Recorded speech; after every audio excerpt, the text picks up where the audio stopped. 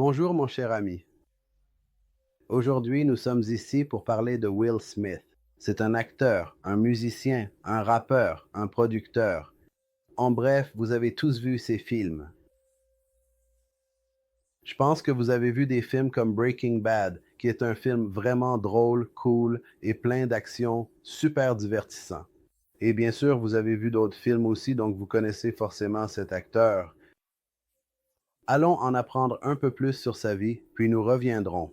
Will Smith, ce n'est pas seulement une superstar, c'est un symbole de réinvention, de chute et de renaissance, de transformation de la douleur en force.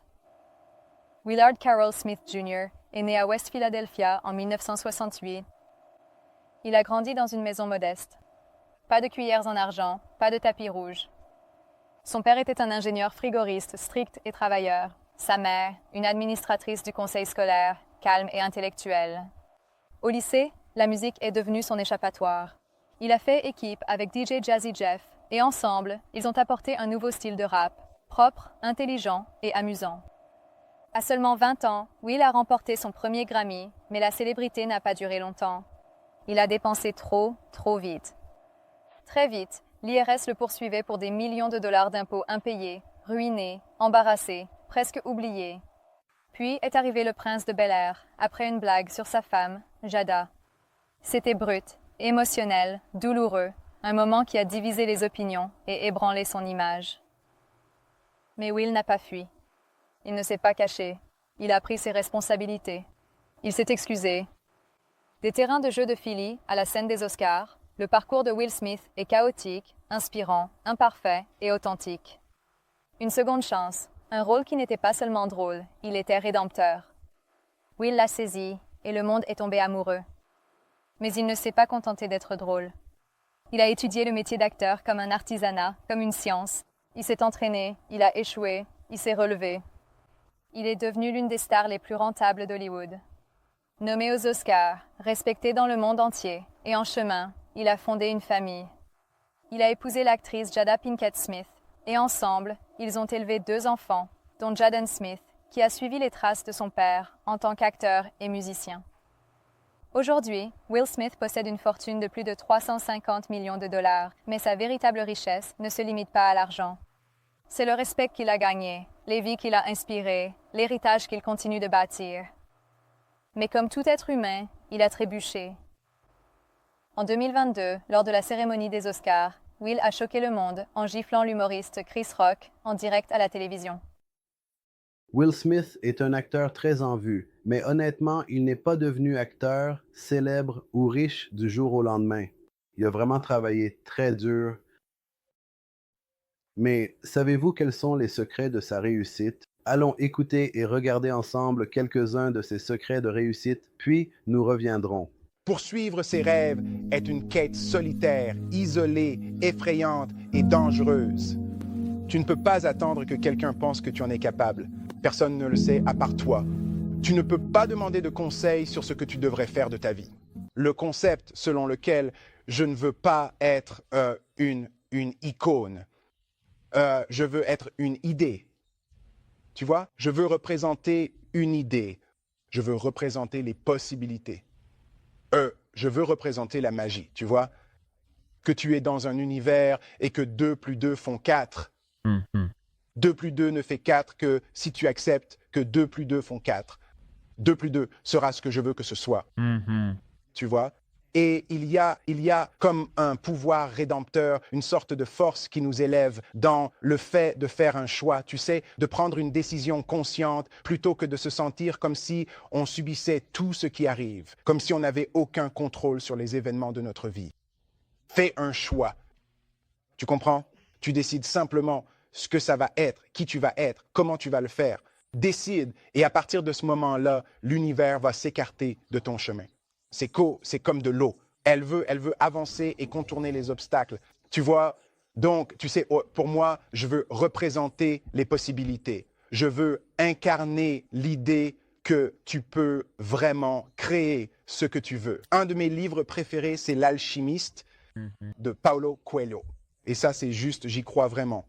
Je crois que je peux créer tout ce que je veux créer, si je peux m'y consacrer vraiment, l'étudier, comprendre les schémas. Et tu sais, c'est difficile à exprimer.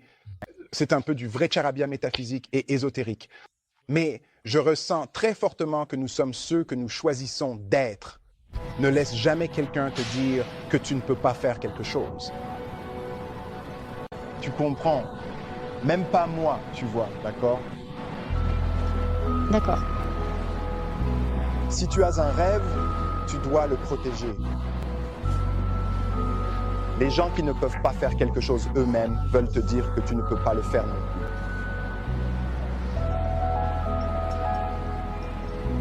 Si tu veux quelque chose, va le chercher. Période. Nous n'avons pas grandi avec l'idée que l'endroit où nous étions était là où nous allions rester, tu vois? On a grandi avec l'idée que l'endroit où nous étions n'avait presque pas d'importance parce que nous étions en train de devenir nous devenions quelque chose d'important. Là où tu es en ce moment n'est pas là où tu seras toujours. Vraiment, l'endroit où tu es maintenant n'est pas celui où tu resteras toujours. Will Smith lui-même, avant de devenir aussi célèbre et tout ça, quand il jouait dans cette série au tout début, avait mis un peu d'argent de côté. Mais à cause d'une fraude fiscale, les autorités fiscales sont venues et ont saisi tous ses biens. Ils ont confisqué tout ce qu'il avait chez lui et il a fait faillite. Mais après ça, il s'est relevé et a remis sa vie en ordre. Tu ne seras pas toujours au sommet ou sur les hauteurs de la vie. Parfois, il y a aussi des échecs. L'échec peut faire partie de la vie, mais ce qui compte, c'est de sortir de ces échecs. Les gens tombent, mais ce qui importe, c'est qu'ils se relèvent. On tombe tous parfois, mais se relever, c'est ce que font les champions et les personnes fortes. La différence entre la dépression et la joie, n'est-ce pas? Et je pense vraiment que c'est précisément le but, non? C'est exactement comme quand tu te réveilles le matin, que tu ouvres les yeux lentement et que tu réalises que ta vie a du sens, une véritable signification pour quelqu'un d'autre que toi-même. Que tu as une raison d'être. Si tu ne fais pas les choses que tu dois faire, la vie des gens en souffrira et je pense que ce genre de but, c'est-à-dire vivre au service, non pas de toi-même, mais vivre au service de l'humanité, vivre au service de ta famille, vivre au service de ton église, de ta ville, de ton pays, du monde. Vivre dans le service, c'est ça. J'ai l'impression que c'est la forme la plus pure de la joie. Quand j'étais enfant, mes parents me disaient toujours « Tu peux être ce que tu veux, tu peux faire ce que tu veux ». Et tu sais, ce poste, cette position au plus haut niveau sur la face de la terre, c'était quelque chose, j'entendais mes parents le dire, mais je n'y croyais pas totalement. Pourtant, je suis allé dans le monde, je me suis tenu droit, la tête haute, et je me suis tenu là, regardant les gens dans les yeux, et je parlais aux gens comme si je méritais tout ce que cette planète a à offrir. Je veux vraiment dire aux enfants qui nous regardent et à toutes les personnes qui regardent que Confucius a dit un jour « Celui qui dit qu'il peut et celui qui dit qu'il ne peut pas ont généralement tous les deux raison. » La grandeur n'est pas cette merveilleuse qualité ésotérique, insaisissable, presque divine, que seuls les êtres spéciaux parmi nous goûteront un jour, vous voyez? C'est quelque chose qui existe véritablement en chacun de nous. C'est très simple.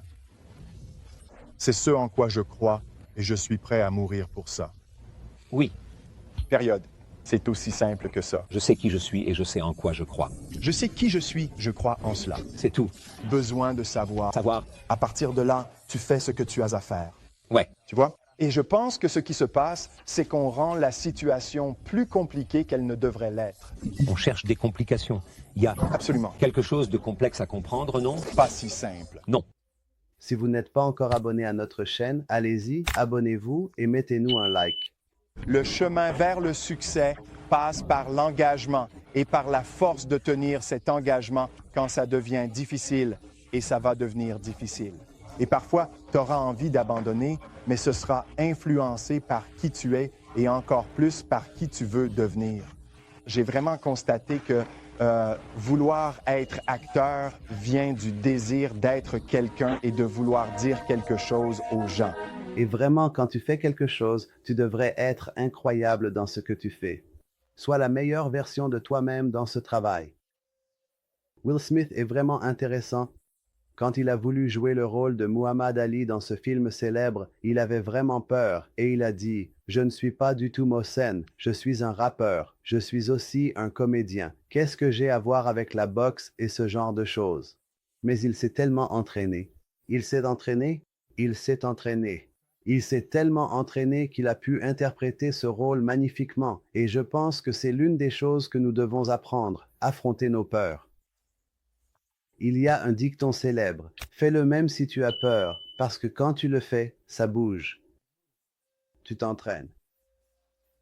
Je pense que tu peux franchir ces ponts vers le succès. Regarde tes 5 derniers messages. Est-ce que ces personnes attisent ta flamme ou éteignent ton feu? Pose ton téléphone juste une seconde et regarde autour de toi. Regarde les personnes qui t'entourent. Est-ce que ces personnes alimentent ton feu ou est-ce qu'elles l'éteignent? Les personnes avec qui tu passes du temps vont faire ou défaire tes rêves. Tout le monde ne mérite pas d'être autour de toi. Tu dois défendre ta lumière comme ta propre vie. La seule chose que je peux voir et que tu ne peux jamais, c'est vraiment te regarder toi-même. La seule chose que je vois qui est vraiment différente chez moi, c'est que je n'ai pas peur de mourir sur un tapis de course. Tu vois? Je vais courir. Je te laisserai pas dépasser. Je ne vais pas Tu vas pas. me laisser dépasser. C'est ça. Période. Ouais. Tu vois?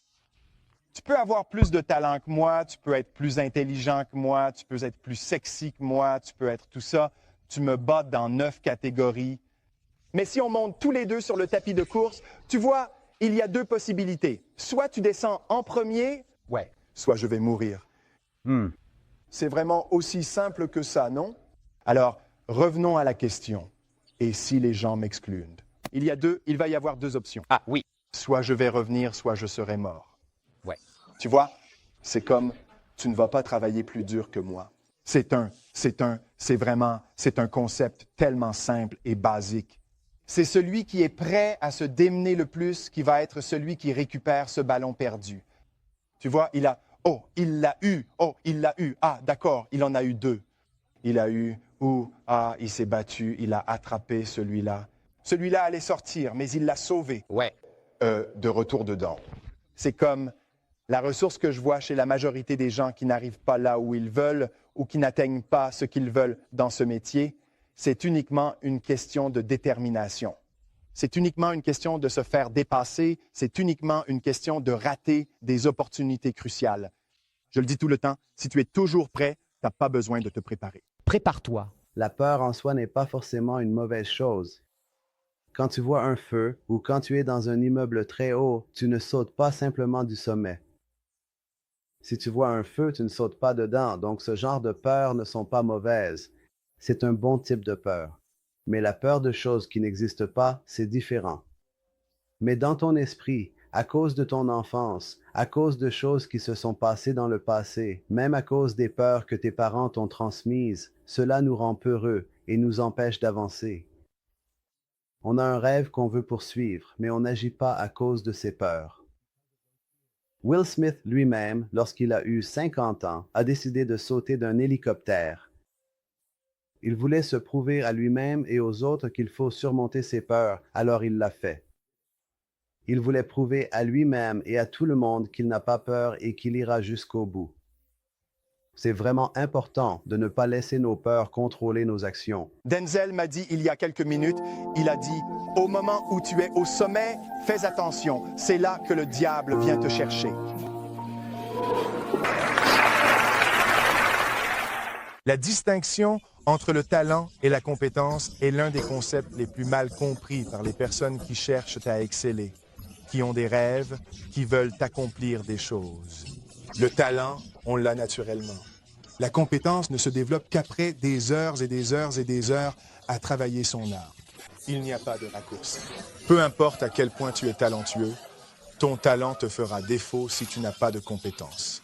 Tu sais, si tu n'étudies pas, si tu ne travailles pas vraiment dur et que tu ne te consacres pas à t'améliorer chaque jour, tu ne pourras jamais communiquer avec les gens.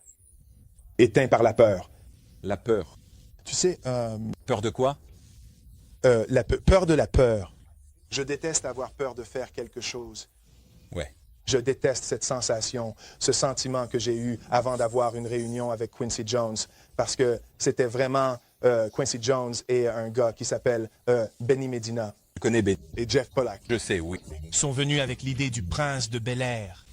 Et je détestais vraiment avoir peur, tu sais, au point que parfois, je ne voulais même pas prendre le rendez-vous. Ouais. Il y a eu des opportunités pendant quand j'ai commencé ma première année en tant que rappeur. Bill Cosby et les gens du Cosby Show avaient vu mon clip et m'avaient appelé pour Jouer personnage. venir passer une audition pour le Cosby Show. Et à chaque fois que c'était organisé, pour une raison ou une autre, je ne pouvais pas y aller. La peur de la peur. Et cette peur, je la détestais. Je détestais juste avoir peur de faire quelque chose. Et je pense que ce qui s'est développé dans mes débuts, c'est l'attitude où j'ai commencé à attaquer les choses qui me faisaient peur. Même les grandes personnalités comme Will Smith font des erreurs. Vous ne le savez peut-être pas, mais à l'origine, il devait jouer le rôle principal dans le film Matrix. Mais quand il a lu le scénario, il a refusé. Il pensait que le scénario n'était pas très intéressant ou attirant, mais plus tard, on a vu à quel point ce film est devenu un succès et combien de fans il a attiré, et lui-même a reconnu qu'il avait fait une erreur. Mais faire des erreurs fait simplement partie de la vie. Ce n'est pas comme si personne ne faisait jamais d'erreurs. Bien sûr, il a joué des rôles vraiment remarquables dans d'autres films et il a été suffisamment célèbre. Mais peut-être que ce film lui aurait aussi permis d'avoir encore plus de visibilité et ce film en particulier a été très vu. Quoi qu'il en soit, c'est une personne célèbre. En tout cas, il a accompli des choses vraiment importantes dans le domaine du cinéma et il vient aussi d'une famille très respectable. Je veux dire, sa femme, son enfant et cette fameuse gifle. Je pense que vous vous souvenez tous du moment où il a giflé l'animateur qui se moquait de sa femme. Pendant des années, il a peut-être perdu certains avantages à cause de cela, mais c'est vraiment un homme de famille. Il aime sa femme, il aime son enfant, et c'est vraiment important que quelqu'un, en plus de son travail, de sa passion et du combat qu'il mène pour ses rêves, n'oublie pas sa famille. J'admire vraiment cela. Il joue un rôle très important dans la vie de sa famille, et leur fils a également beaucoup de succès. Il est devenu acteur et a été une source d'inspiration pour son père à bien des égards. C'est-à-dire qu'il s'est inspiré de son père et a orienté sa propre vie dans cette direction.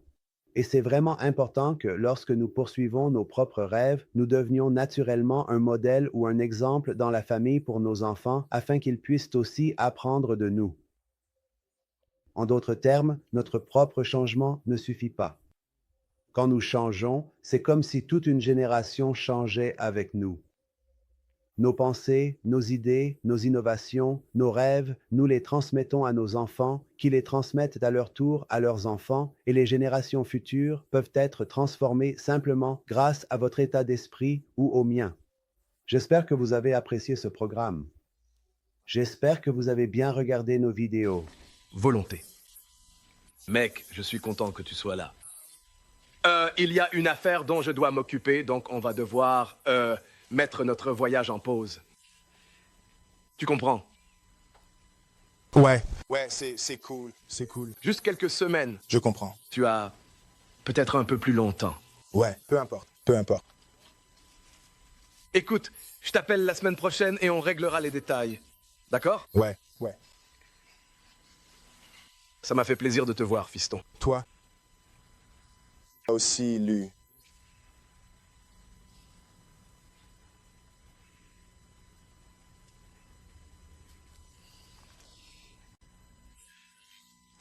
Ouais.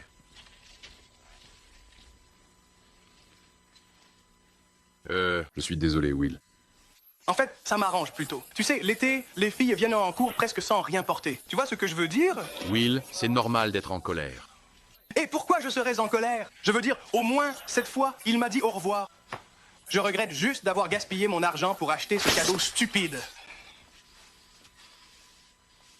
Je suis désolé. Tu sais, si je pouvais faire quelque chose. Et tu sais quoi? T'as rien à faire, oncle Phil. Tu sais, c'est pas comme si j'avais encore 5 ans, tu vois?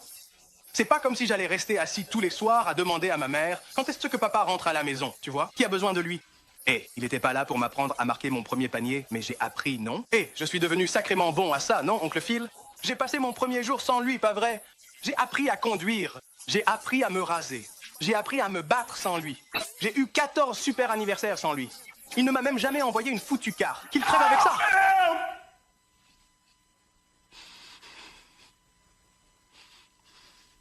J'avais pas besoin de lui à l'époque, et j'ai pas besoin de lui maintenant. Volonté. Tu sais quoi, oncle Phil? Je vais aller à la fac sans lui. Je vais trouver un super boulot sans lui.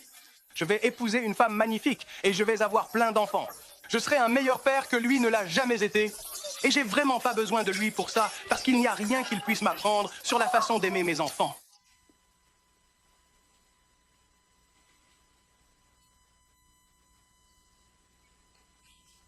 Pourquoi il ne veut pas de moi, mec?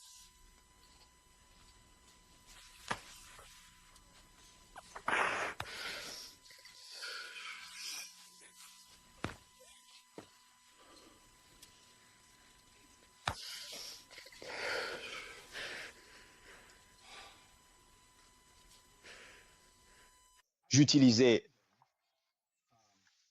la réaction de Jada à mes actions comme mesure de la qualité de mes actes. Ouais. Et l'un n'a rien à voir avec l'autre. Ouais. C'est ça. Et ce n'est pas ce qu'on nous apprend. C'est vrai. Et tu sais, le concept selon lequel la réaction de quelqu'un à ton comportement lui appartient et ton comportement t'appartient. Et quand tu essayes de lier les deux, quand tu essayes d'utiliser le résultat comme mesure de la qualité de ton être, c'est le baiser de la mort. Correct. Si vous n'êtes pas encore abonné à notre chaîne, allez-y, abonnez-vous et mettez-nous un like. J'aimerais vraiment lire vos commentaires. J'aimerais beaucoup connaître vos avis. Et s'il vous plaît, partagez cette vidéo partout où vous le pouvez pour que vos amis puissent aussi la voir. Si vous ne poursuivez pas votre propre rêve, quelqu'un d'autre vous embauchera pour poursuivre le sien. Alors, poursuivez votre propre rêve.